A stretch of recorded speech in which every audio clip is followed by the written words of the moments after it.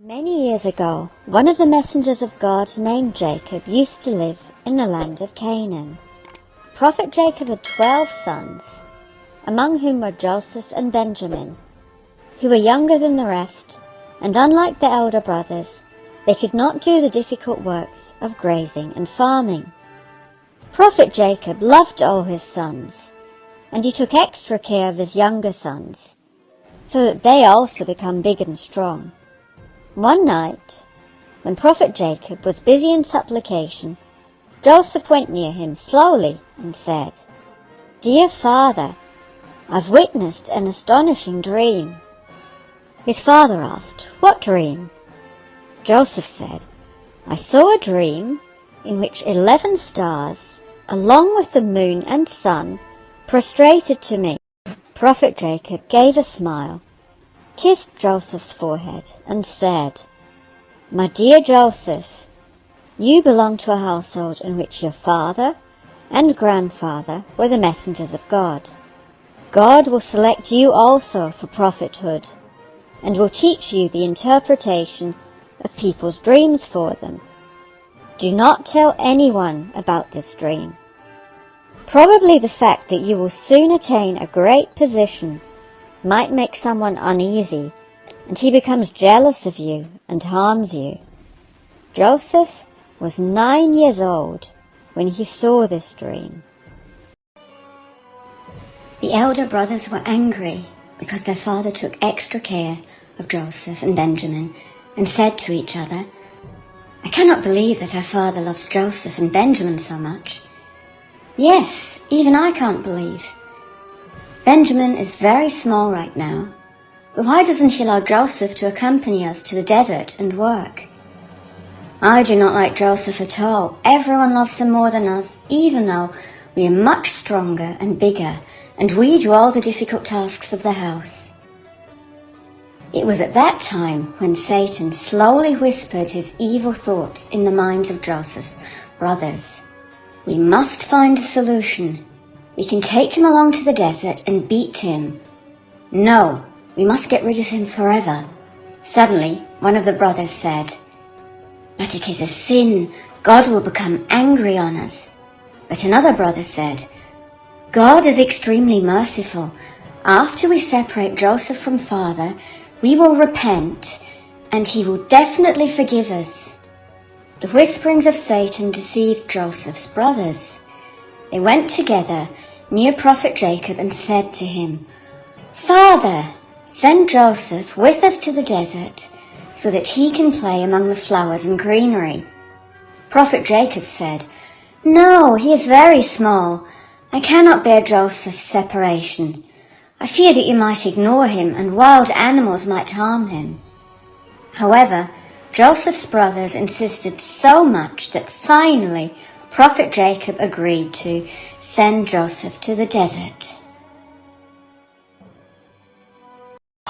The sky was clear, and the sheep were feeding on the green and grassy desert. Joseph was very happy, and he was witnessing the mountain and plain, when suddenly his brothers gathered around him and held his hands and feet with fury. Joseph became extremely frightened and asked, "My brothers, what are you doing? What have I done?" But without saying a single word, Joseph's brothers threw him in the well so that no one can find him. Joseph wept loudly and called his brothers, but none of them gave any importance to his tears. The brothers rubbed Joseph's shirt with blood and returned home crying.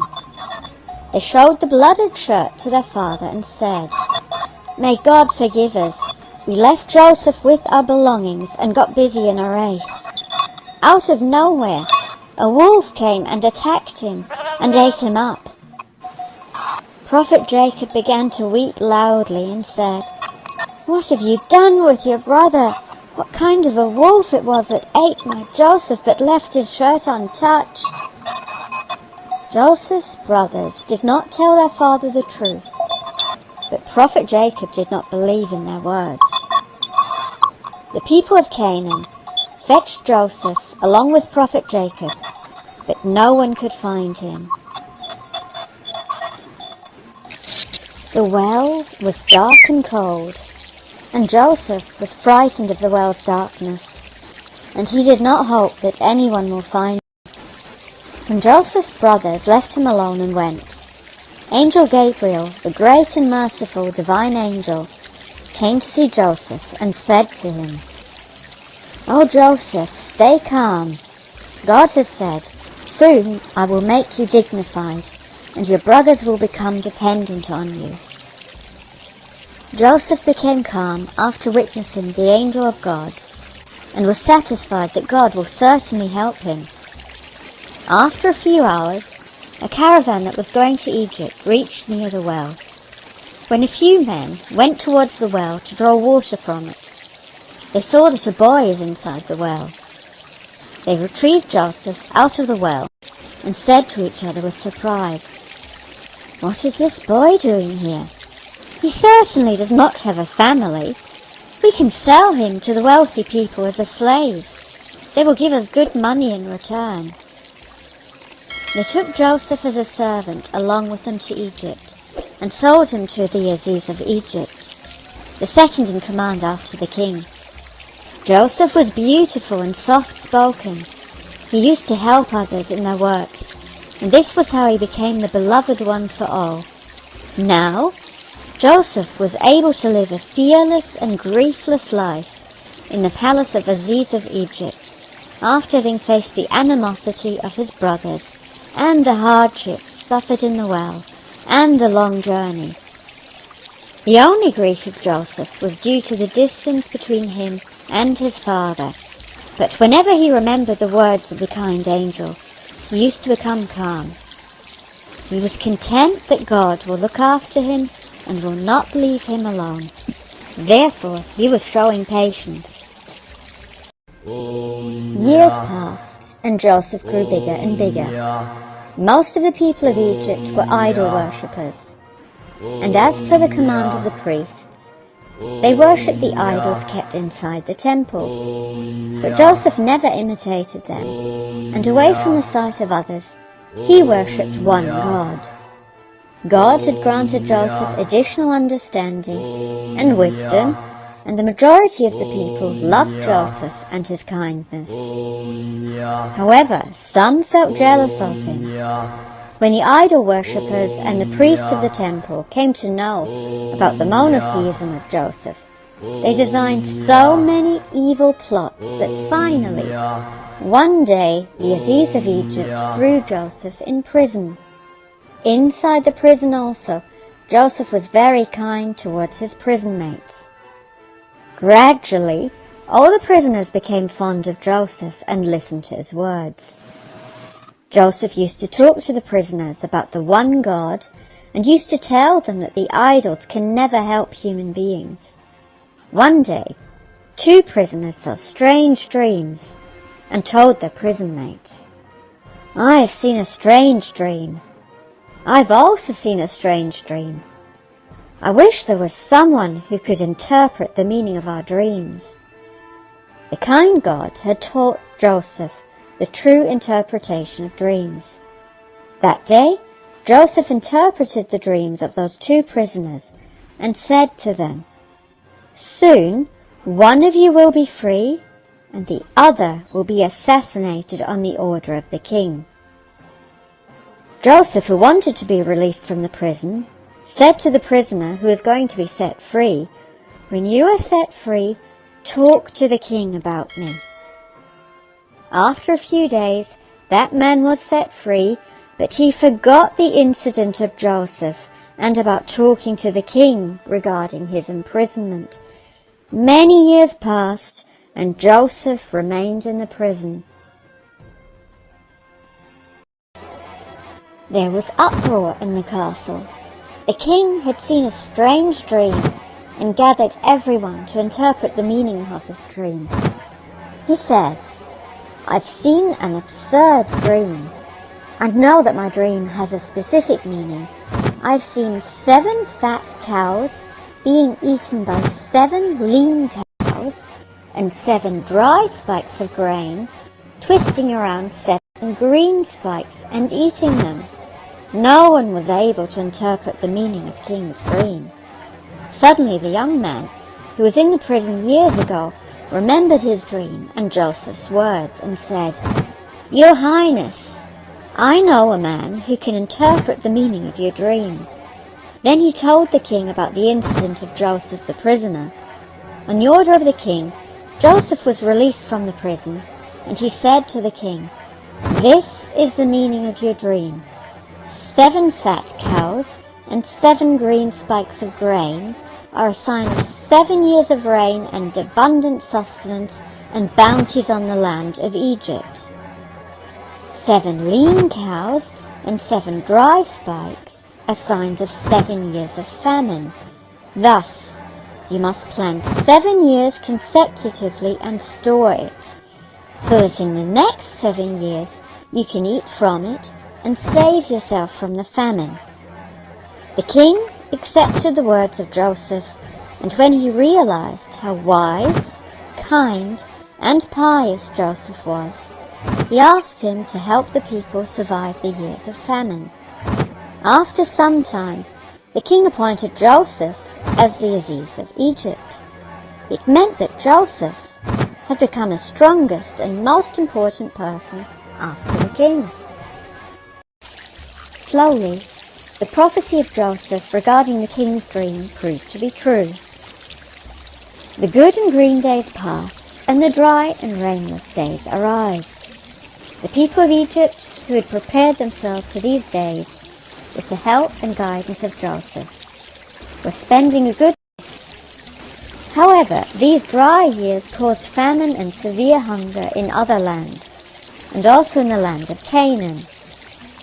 The brothers of Joseph had now become big, and since they had several children, they were looking for something to feed their families and rescue them from hunger.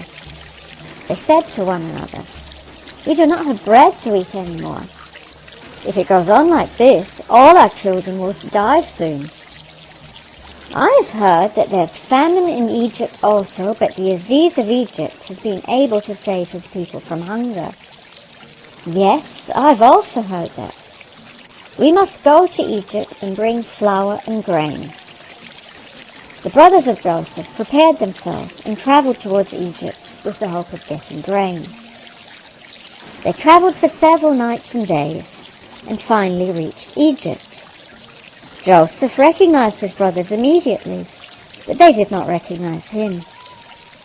Joseph gave them wheat with kindness and then asked them, "Where are you from?" They said, "We are from Canaan." Joseph asked again, "Are you brothers?" And the brothers said, "Yes. We are 10 brothers who have come to you. We have one more brother whose name is Benjamin, who is the youngest of us all. He has remained with our father. Father loves Benjamin a lot, and he is not ready to leave him away from himself, even for a moment." Joseph said to them, "I want you to go and bring that brother along with you the next time you come here. Tell your father that Aziz of Egypt wants to see your youngest son.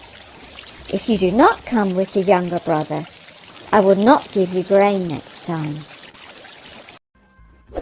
This time, Joseph's brothers went to Egypt with Benjamin. Joseph became very happy on witnessing Benjamin, and because he knew that his brothers have not told the reality to their father and have not repented for their sins, he did something which would make things difficult for them, so that they may regret their bad deeds and repent. When the brothers took their share of grain and were ready to return to Canaan, Joseph stopped Benjamin in the palace and did not allow him to go back to Canaan along with his brothers. Joseph's brothers requested and insisted how much ever they could, but they could not convince Joseph, and after becoming hopeless and sad, they returned to Canaan. One day, Prophet Jacob wrote a letter to the Aziz of Egypt and requested him to release his son Benjamin. The brothers went to Egypt for the 3rd time with their father's letter. This time, Joseph introduced himself to his brothers. They became extremely astonished and regretted their evil doing and said, "Forgive us! We have wronged you. By God, he has granted you a position greater than all of us." Joseph said to them, "I will forgive you, but you all must repent and tell Father the truth, and then request him to forgive you." Joseph's brothers returned to Canaan, and while they were ashamed of their wrongdoing, they told their father the truth after several years. Prophet Jacob, after listening to his son's words, said, "It was Satan who taught you a wrong deed instead of good deeds." Prophet Jacob requested God to forgive the wrongdoings of his children, and the merciful God accepted the request of Prophet Jacob. Then, with all his children and grandchildren, he travelled towards Egypt to meet Joseph as soon as possible. When Jacob and his family reached Egypt and witnessed the high position of Joseph, they sat in front of Joseph out of respect for him, and in order to express their gratitude for God, they all prostrated. Joseph began to think about his dream, the dream in which the sun, the moon, and 11 stars prostrated. He said to his father, "Dear father, that dream which I saw in my childhood has become true today, and God Almighty has made its reality evident for me." Then he turned towards the rest and said, "Satan ended the friendship between me and my brothers, but the merciful God did not leave me alone at any moment.